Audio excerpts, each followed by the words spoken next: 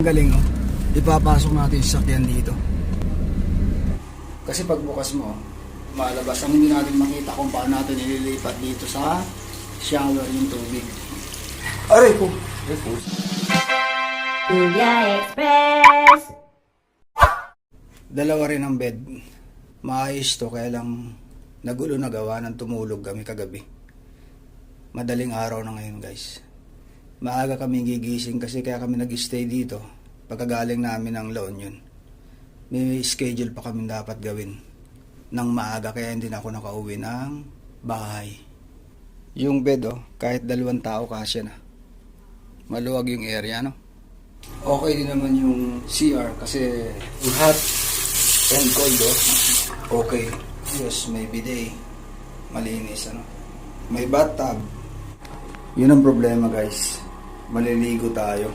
Kaso may shower nga. Hindi naman natin alam kung paano gagamitin to. What? Tingnan nga natin. Paano ba gamitin to? Pihitin natin tong hot para sigurado. Tumulo naman siya. Kaya lang dito sa bathtub. Aray ko! Oh God!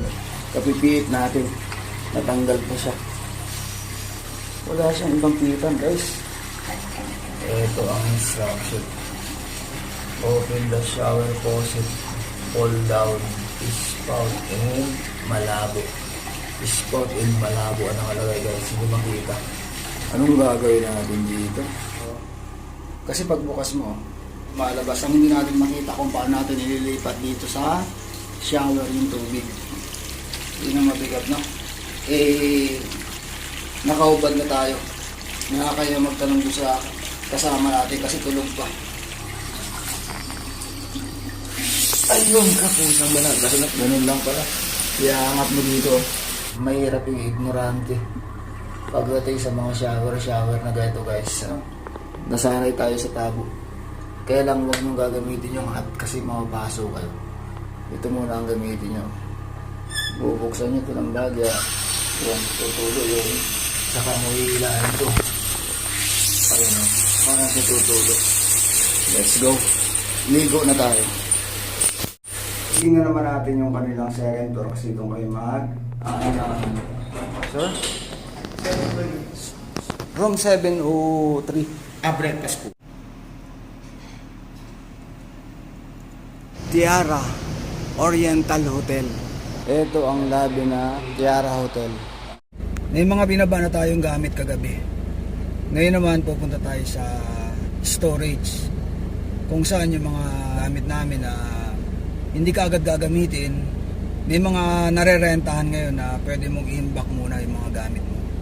Diba dati kung maalala nyo, may mga storage para sa processed food, mga frozen products.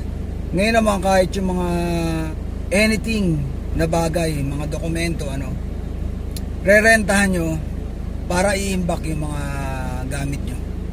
May mga trabaho pa tayong ayusin, kaya hindi tayo nakauwi kagabi. Tapusin muna natin to, tapos saka tayo magpapaalam, mag-update tayo. Ang galing ipapasok natin yung sakyan dito para hindi tayo mahirapan. Pati itong sasakyan ikakarga na natin. Oh my God! Wow! Guys, at 6. Pagkatapos nating magbaba na ito, papalinis mo natin yung sasakyan.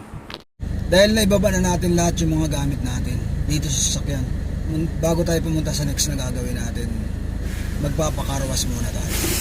Kasi wala na tayong time para magpakarwas. May driving naman tayo bukas.